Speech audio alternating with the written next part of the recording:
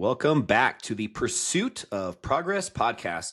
I'm Adam Lang here with my co-host Ben Adams, and today we're going to be talking about something seemingly small that can definitely have a huge impact on your financial future. It's known as the $6 everyday latte. This isn't just about coffee though. It's about small financial habits that can make or break your ability to build wealth. So, what's your version of the $6 latte? Maybe it's fast food, subscriptions, shopping, maybe just Uber ride shares. Well, stick around because we're going to dive into these 6 reasons why small daily expenses might be holding you back from financial success and what to do about it. Ben, welcome back, buddy. Happy to be here with you again. How's it going?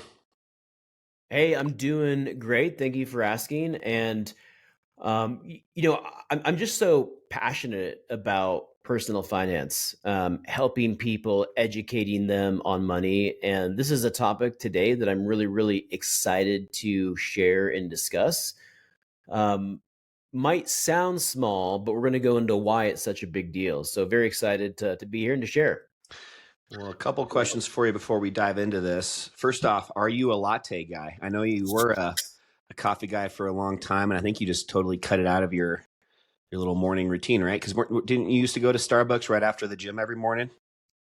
Yeah, there was a period where it was part of my morning routine where I would go to the gym and then on the way back from the gym, go grab a Starbucks and then take that home and then do my reading and everything else.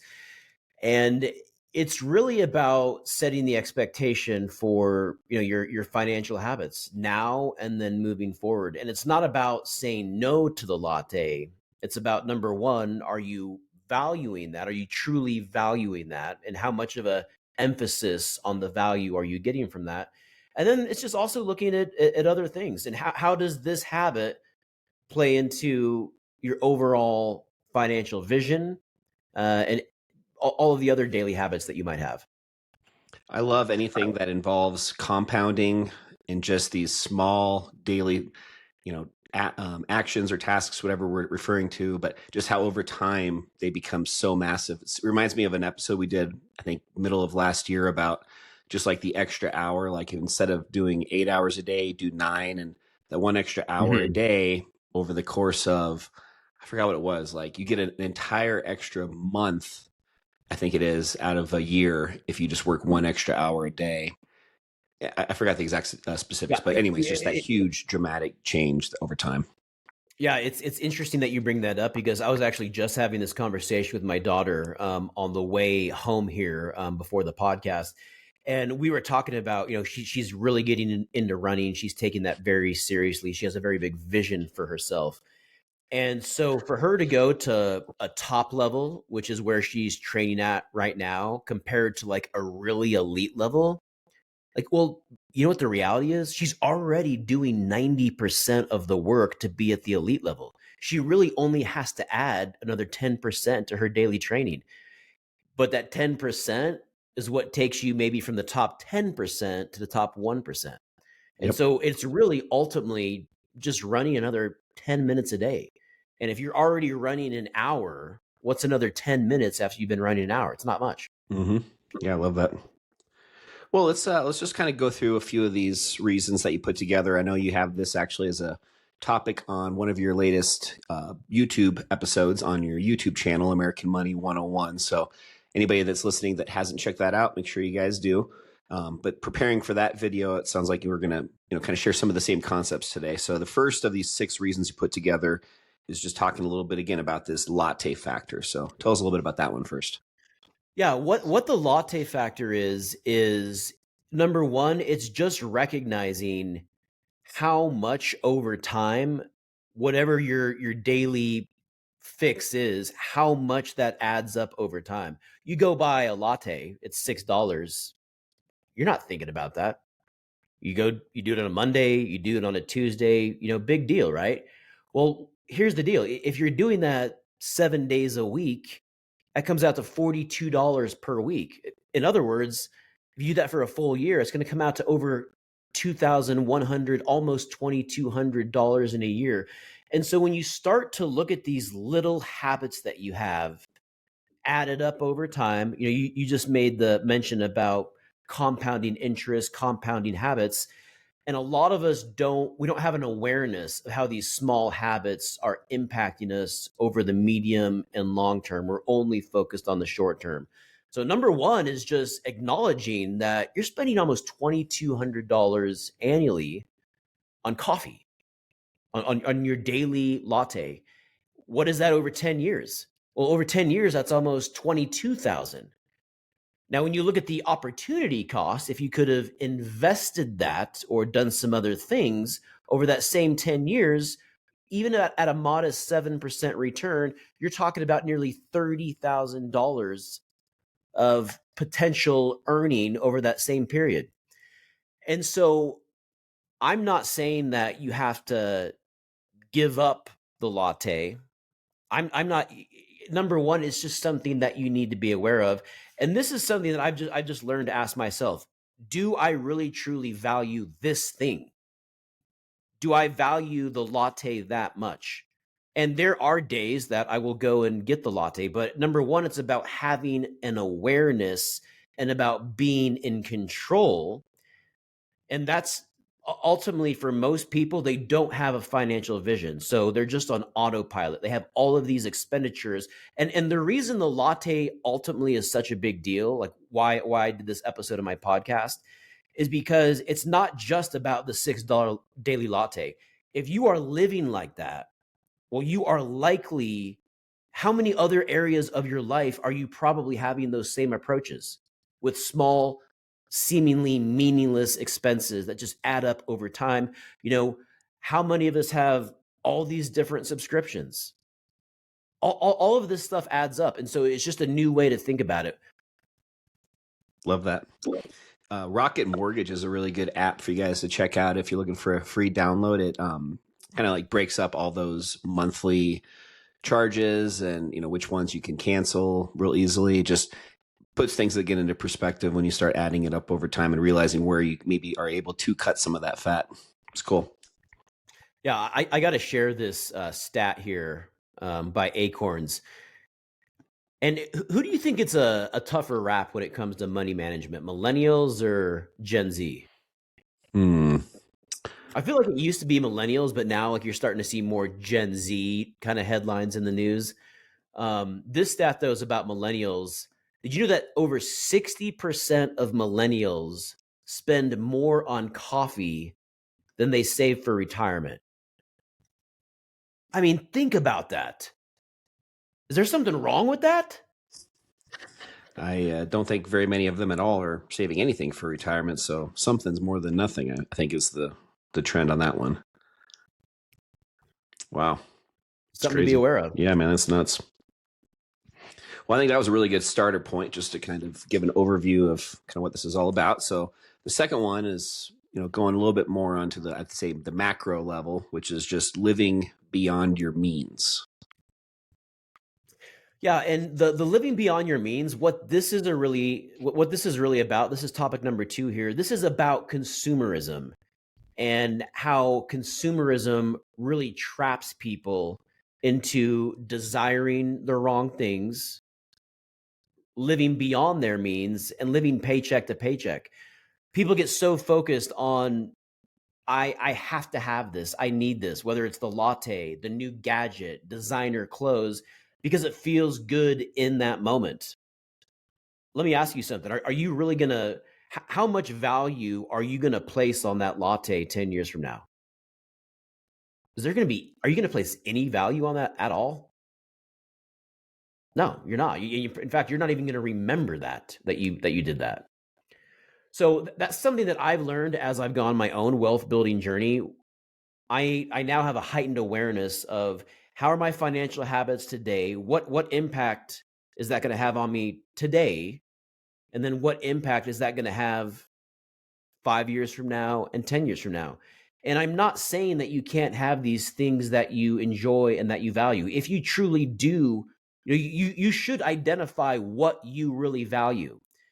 But here's the thing, you should identify what you value. You shouldn't let consumerism or others tell you what you value. And that's what the problem is. So many of us let our American culture tell us what we should value. Have you ever bought something because it was trending or your friends had it, or maybe it was going around in social media, you're excited to go buy it?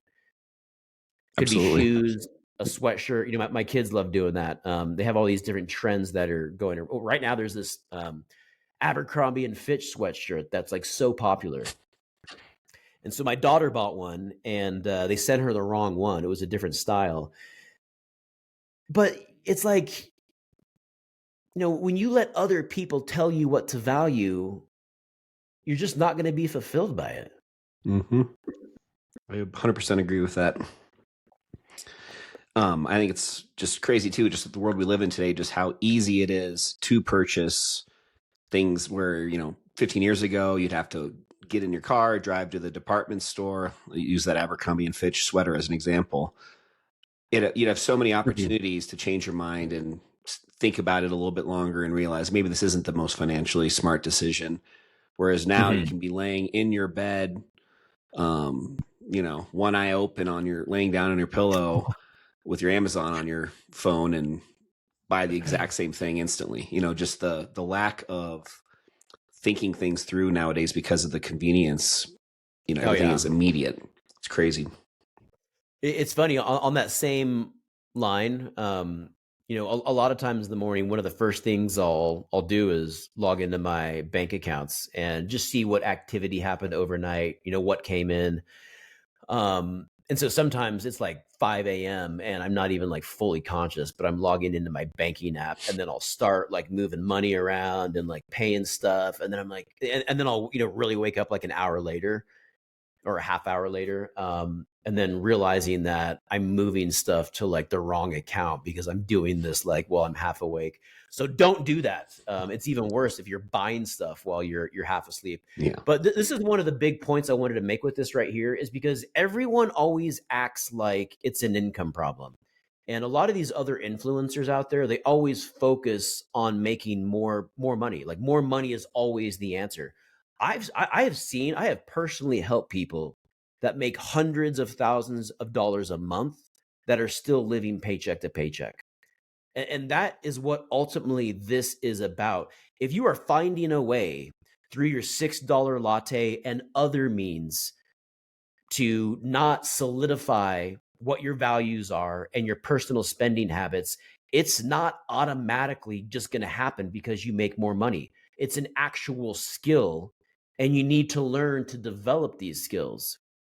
And so as your income increases, that's fantastic. But unless you learn how to truly value and identify what those things are, those experiences, those things, those habits, and how to run a balanced budget that's healthy, that's what this is ultimately about. Love that. Well, let's move on to the third one. Third one is, I think, a really good segue because it's really kind of a lot of the similar stuff that we just finished talking about. And that's just the financial freedom versus instant gratification. I'll start by just saying, I think, it is so important just to teach maybe kind of like train your brain in a way, train that muscle to, hold off from that instant, clicking the button on your phone or on your computer on that Amazon, even if it just is a matter of just adding it to your cart or your wish list and just giving it a few days just to kind of marinate and kind of sit there before purchasing it. And when I do that, I bet half the time, if not even more, whatever I put in the cart, I end up not purchasing. I just kind of have a second thought about it and I remove it. So just kind of figuring out a way just to not get that dopamine hit from the instant gratification piece to this. I know it's so true. And I know that I've shared this before, but I'll do the same thing when I go to Costco. Just because Costco has so many fun gadgets and neat things. I'll go there with my cart, put everything in it that I think is fun and that I would love to have. And then I'll just have it in my cart. I'm walking around Costco. And then as I'm walking around, I'm just thinking, okay, it's going to cost this much. That means I can't put this towards my saving and invest goal. It means that it would delay this goal another month or another couple months. And, I start to think through what the opportunity cost is. And then I always end up taking the stuff out. Just one follow-up question. Do you take the stuff out Or do you just ditch the cart full of a bunch of stuff and make the staff put it all away? Are you just giving them extra work, or what's going on It's here? like I'm shoving it back there by the dog food, like a cart full of like electronics and like TVs and computers, and it's like hidden in the back corner by the dog food. Yeah, that's awesome. Oh, that's good. Yeah. Um, Share that Warren Buffett quote. I thought that was a good one for this topic. yeah. There's a famous Warren Buffett quote where he said, "Do not save what is left after spending, but spend what is left after saving." And as I have gotten more mature and more disciplined on my wealth building journey, I now every single month I have a financial goal for myself. I have a goal that I set, so I have a goal for February already for my for my personal finances. I have, business goals, career goals. I have personal money goals. And so I already have that identified how much I want to save.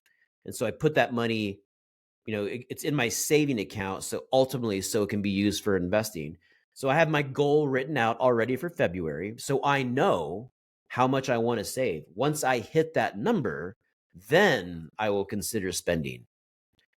And so in the United States, we have it all backwards. We want to spend first and then save what's left over. And when you have that mentality, well, guess what? There's nothing ever left over to actually save and invest. Yep. And I also would agree with you. You brought up the delayed gratification, and when you get in the habit of doing that with whatever it is, even things like diet, nutrition, I now try and delay things whenever I can because I know in the long term it is so much more rewarding. And Dave Ramsey, for example, he'll talk about financial peace a lot, and until you really experience what that is, if you're someone that's been living paycheck to paycheck, or if money is a stressful point for you, your spouse, your family, your relationships, your life will be radically changed when you experience financial peace. And when you are in total control of your finances, the peace, it just drips down into all of these other areas of your life. And on the flip side, when you have financial stress, like, do you think that impacts your relationship with your spouse or your partner? Do you think if you have financial stress, you're going to be working and living from a place of creativity and abundance, or are you going to be living from a place of demand and fatigue and stress? And so that it's about peace of mind and having the clarity and the creativity. And so for me, it's been very life-changing. Love that. Very, very well said. Well, before we move on to the remaining three, really quick, guys, I'd love just to take a quick commercial break and just say a quick thank you to our latest sponsor. So, if you are a property owner in Tucson, Arizona, looking for reliable and hassle-free property management, look no further than Roadrunner Property Care. Whether you own a vacation rental, a second home, or just an investment property, Roadrunner Property Care takes the stress out of managing your property. From routine maintenance to security checks and guest management, they handle it all, so you do not have to. With their trusted local team, you get 24/7 property monitoring, scheduled maintenance, and personalized service to keep your investment in top shape year-round. Visit roadrunnerpropertycare.com today to learn more, or give them a call and just see how they can help protect and maintain your property so you can focus on what really matters. roadrunnerpropertycare.com, your property, their priority. Oh, I love that. Great company. Did you add that last part? I did. Your property, their priority. Wow. You like that? I think we have I think there's a new motto there. I mean, that a new slogan. That is awesome. I love that. Beep beep. It's the Roadrunner, baby. That's great. We are so blessed, aren't we, just to have the best sponsors. I know. We really are. We are almost full for 2025, but if anybody out there is looking to get their brand, their business out to more people, more listeners and viewers, feel free to reach out and we can talk through that. Let's move on now to the fourth reason, which I think is a good one to talk about next, which is mindful spending and the financial vision. Yeah. I would say this might be my favorite because I have realized that not just with your finances, having a vision for every area of your life is just so critically important. And most people are just walking around, they don't have a vision for what they want their lives to look like. Well, if you don't have a vision, it means that you don't have a plan, you don't have a playbook, you're just existing, you're just going through the motions. And if you don't have a plan or a playbook, how do you know if you're making the right decisions or if you're making judgments that are aligned with who you're called to be and what your goals are? Well, it's impossible because you don't have any goals.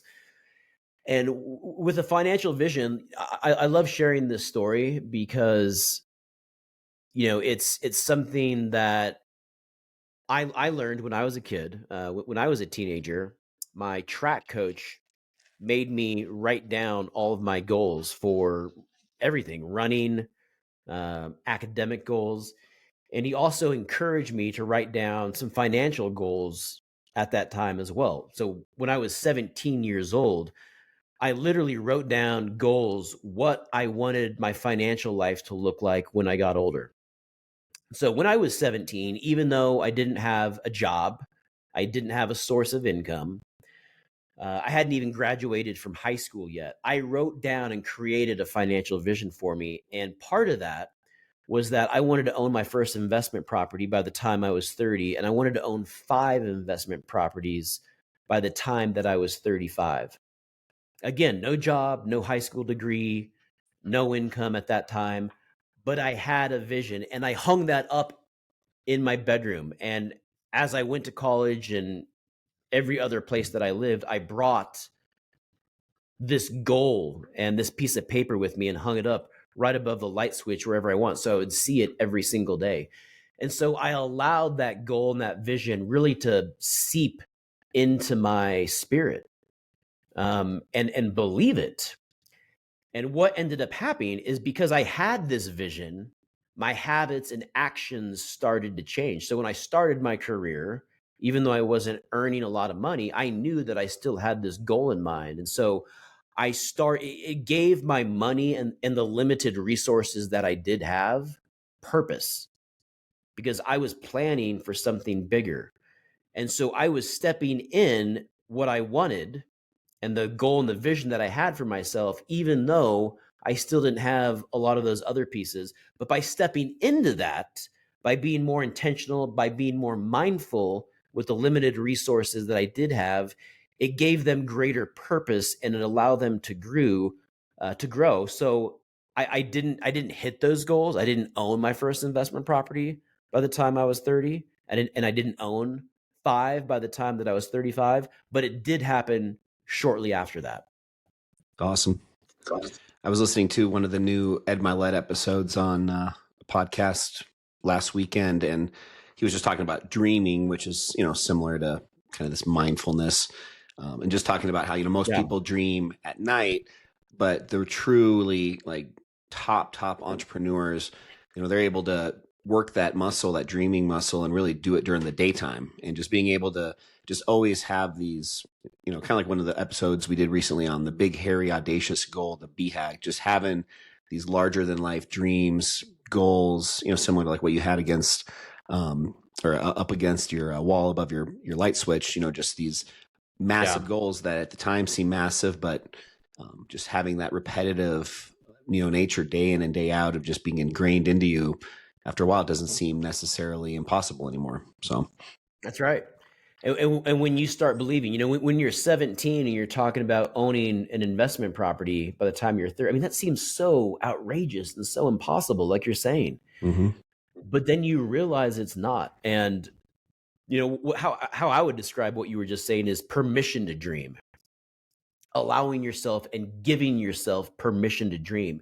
And this is how you know if you're, dreaming big enough. Like your dreams should be so big. They should be so effing big that they scare you. And your dreams should be 10 to 20 years in the future.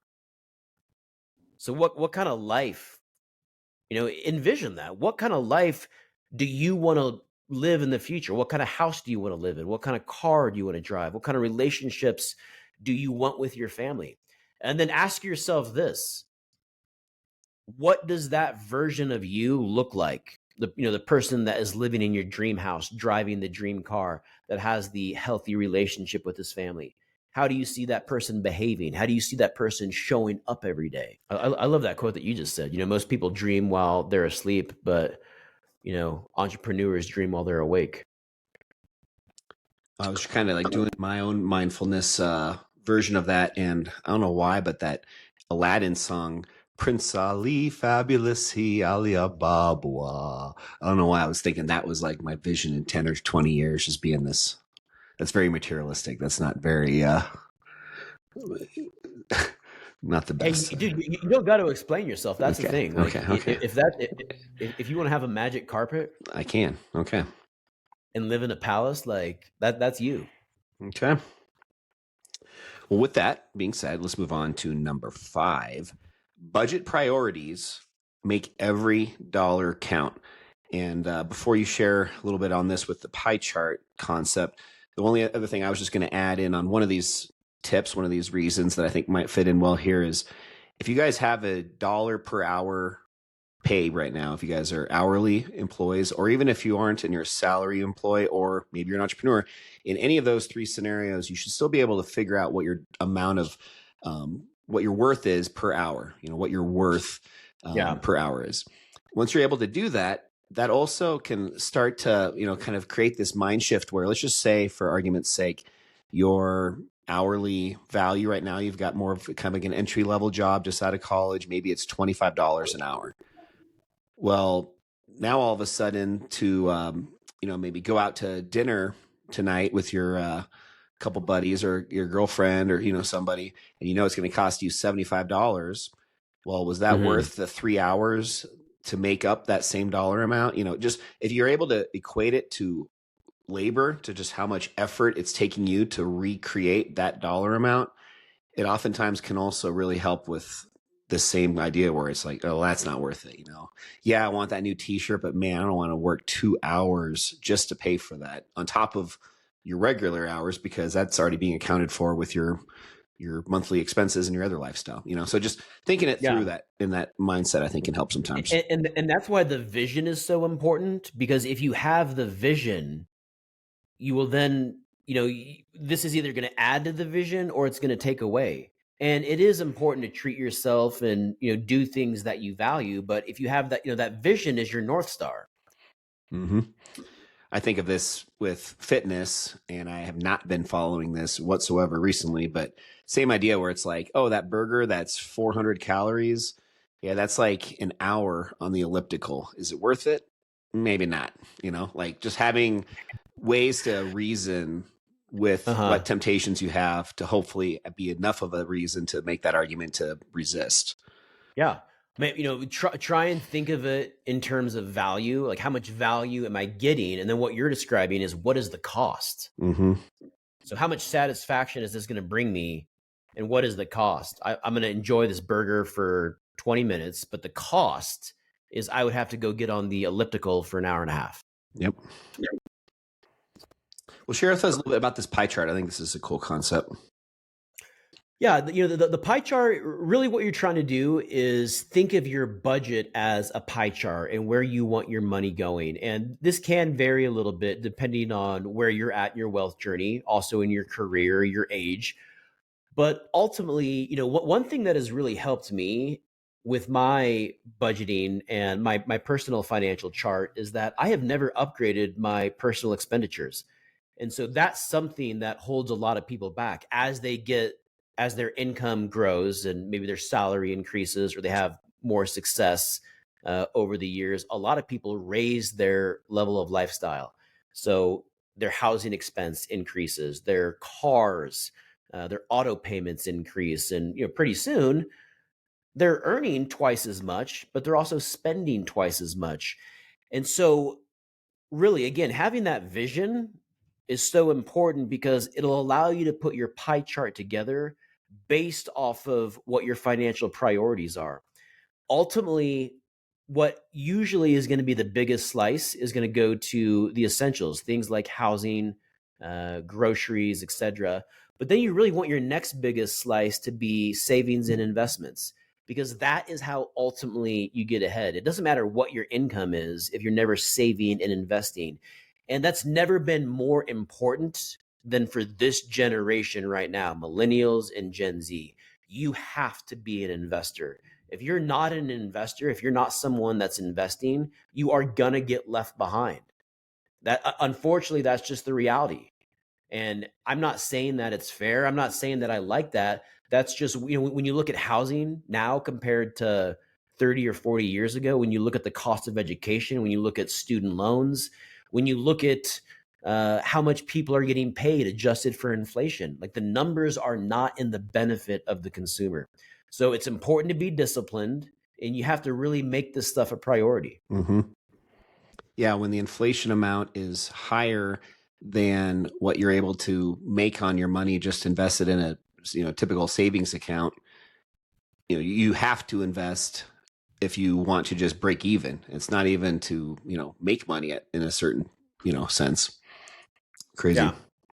Yeah. And I want to share this with everyone. You just made the comment a couple of minutes ago about having essentially whatever you desire a finger click away, right, on Amazon. And a mentor recently shared this with me, and he has a net worth of several $100 million. And so just think about it like this, because the reason I found so much value in what he shared with me is because on one hand, when you have several $100 million, I mean, you could have whatever you want, right? You can go buy a brand new Bugatti, 3 or 4 or 500,000, and it doesn't mean anything. You can go buy the home in Aspen. You can go. You can have whatever you want. Now, most of us don't live a life like that, but a lot of us, to a lesser degree, can. We can log on to Amazon, and whatever we desire is right there, right? You need something, you have a want, you have a desire, you type it into Amazon, you hit purchase, checkout. It might even be at your house that day. So what he said, when you live like that, it's like really these things that we're buying, they don't have any value because they don't mean anything. When you have a net worth of several hundred millions of dollars and you can have anything that you want at any time, nothing has any value because you can always have anything that you want. So what this individual told me he does to create value for himself is he ties the things that he truly wants, that he truly has a desire for, to a reward, or as a reward. So for example, he might have a workout challenge with his daughter that he wants to go work out with his daughter for 60 days in a row. And once he does that, he will then go buy the new couch or whatever the thing is. And when he does that, that then gives that couch meaning and purpose because it's tied to the activity that he spent with his daughter.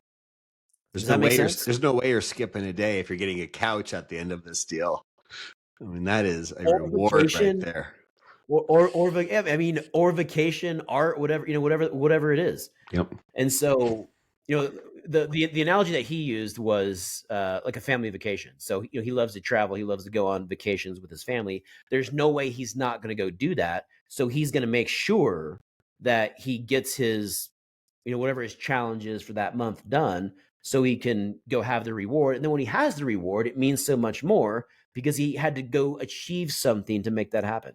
So that just gave me like a different perspective. Obviously, I'm not anywhere near that income level and that net worth, but that's something that all of us can take away. It doesn't matter what your income is. If you start looking at things in terms of reward and rewarding yourself for certain things, it's going to make the things that you purchase have so much more value. Love that. Just knowing myself, and I think 99.9% of human beings in this world, the other suggestion I would have when I'm thinking through that, if I was to implement that in my life, is sharing that publicly with a friend, a spouse, somebody else that can hold you accountable. Because if you're only relying on yourself, it's sometimes hard to not, start to allow yourself to slip a little bit. Oh, well, yeah, I did miss yesterday, but I was really sick. Or, like you Yeah. when you have somebody else holding you accountable and at least visually able to see if you really are or are not following through on your word, that I think is a nice little additional way to improve the accountability success. That's absolutely right. And I refer to that as unlocking your resources. Identifying who is going to support you with whatever your goal is. And there can be more than one person. You'll probably have some type of primary accountability partner, but then you're going to have these secondary influences as well. People that are going to support you, maybe directly, maybe indirectly, but you want to identify and write down, not just your goals, but who is going to help you achieve those goals and what role do they play? 1000%. Well, 1000%. so let's move on to the sixth and final one, saving the best for last, the Okay. psychology behind why we overspend. Listen, folks, this is how the game is played. And like number one, you have to learn to acknowledge consumerism is a game. Everyone is after your hard-earned money. Everyone. Starbucks, for example, they spend over $250 million per year advertising the luxury experience behind their coffee. They spend $250 million per year to get you to think of their brand as a luxury brand. And everyone is after the consumer's money. They're after their dollar. And it is up to you. You have to recognize that. The government, these big corporations. And that is why, especially when it comes to luxury goods, that's why things are sold a certain way. And we're sold this image of what wealth and what riches look like and what success looks like. And that's why I always go back to, you can't let other people define your value and your vision. You have to define that. Don't let because if you let other people define it in our culture, well, pretty soon you're going to be doing things for everyone else. You're letting somebody else tell you what to value, and you're going to go spend your life. You're going to show up to work every day trying to earn something that you don't even value or care about. So don't make that mistake. Yeah, the world, society is more toxic than ever right now when it comes to, the emperor has no clothes, in a sense, meaning that you see all these influencers on social media living this incredible life, getting in and out of private jets and jumping in their convertibles and, going on and on and on. But, the reality is a They're lot of those pulling up to the people are, private jet in their Lamborghini. yeah. And then you find out that it's a rented Lamborghini and they don't even take off. They're just hanging out on the tarmac for 20 minutes. There's just so much potential for just misrepresentation when it comes to just the true level that people are at with finances. And I think just that psychology behind social media nowadays is really detrimental. And I'm at fault a lot with that too, as well, just getting caught up in that. So just having the ability to somehow put that in its place and just realize that that isn't reality for the majority of stuff that we're seeing online. Yeah, and that's why I always just go back to like understanding what your why is and what you value. And for me, after being in a marriage for several years that was and I wasn't even aware of this at the time, just how freaking toxic it was.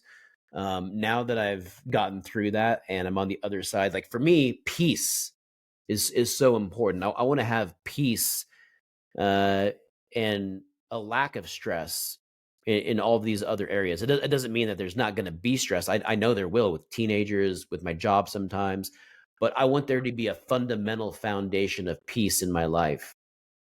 And that's something that I value. And when you overspend, when you're not financially disciplined, when you value instant gratification versus delayed gratification, you can't have that peace.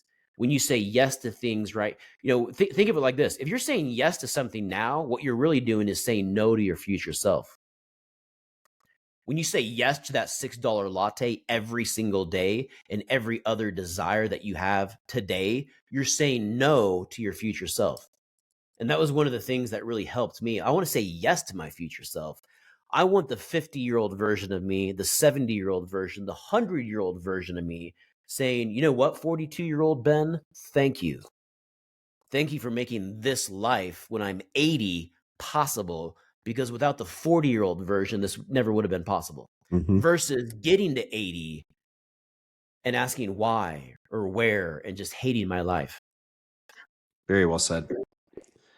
Well, I think we had definitely a really good range of reasons, obviously, why the $6 latte concept is really important for all of us just to occasionally think about and implement in our own lives. But just as a quick reminder on what these six were, these key takeaways. So number one, just the latte factor is definitely real. Small purchases add up over time. Number two, living beyond your means keeps you stuck. Financial habits matter more than income. Number three, choosing financial freedom over instant gratification, just remembering to think long term. Number four, mindful spending is key, tracking your expenses and aligning those with specific values. Number five, prioritize your budget wisely. Fun money comes after your financial goals. And then last but not least, number six, recognizing that marketing has a lot of manipulation. Companies want your money, but you need to be the one that controls your spending. That's great. All right, guys. Ben, you want to say any last words before we close this one out? Yeah, I just want to challenge our listeners as we kind of wrap up here.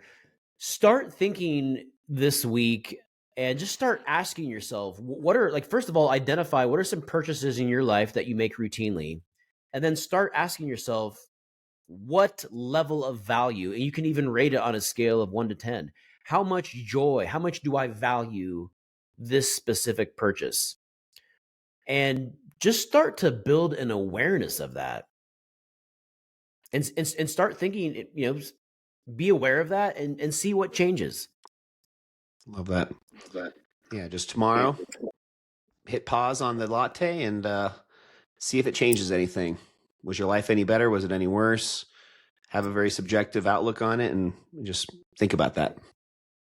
I'll just, I do the latte now just on the weekends. Okay.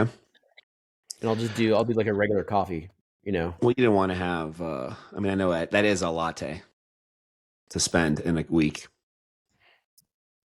Oh, yeah. Dad joke. Had to close that one out with a dad joke. All right, guys. We'll catch you next week on a brand new episode of the Pursuit of Progress podcast. Have a great week.